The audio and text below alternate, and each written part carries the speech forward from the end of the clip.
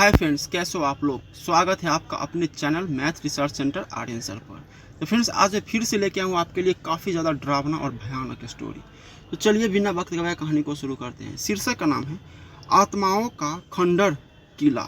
अमन नाम का एक नौजवान लड़का था। वह गाँव में ही अपने परिवार के साथ रहता था। अमन पढ़ाई में बहुत अच्छा था, पर गाँव के स्कूल में उसकी पढ़ाई अच्छे से नहीं हो पाती थी, इसलिए वह अपनी पढ़ाई और अच्छे से करने के लिए शहर चला गया। एक रात अमन अपने कमरे में बैठकर पढ़ाई कर रहा था, तभी अचानक चारों तरफ से घनघोर आंधी और तूफान आ गए और वो रात एक डरावनी और तूफानी रात बन गई। अमन को ऐसा मंजर देखकर थोड़ा डर लगने लगा और वह अपनी पढ़ाई बंद करके बेड में सोने चला गया। डर से उसे याद आया कि उसके रिश्तेदार का एक छोटा सा घर शहर से थोड़ी दूर पर है, लेकिन उसमें कोई नहीं रहता था।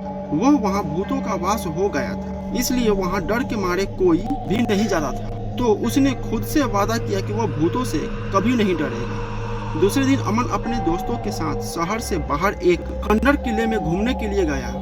वह एक आत्माओं का खंडर किला था।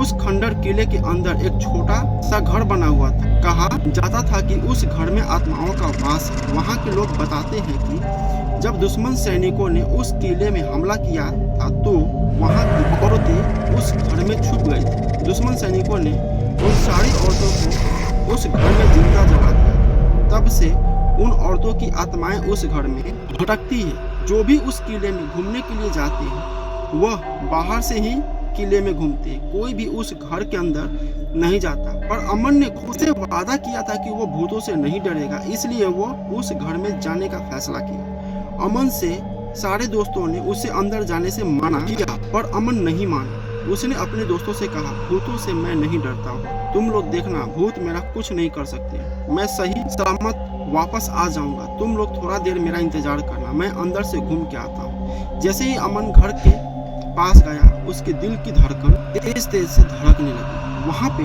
खिड़कियों से ठंडी हवा आ रही थी और छत से पानी टपक रहा है, जिससे ऐसा लगता था कि अभी भी इस घर में कोई रह रहा है और घर जैसे जीवित। उसने एक गहरी सांस ली और धक्का देकर पुराने अजीब दरवाजे को खोला।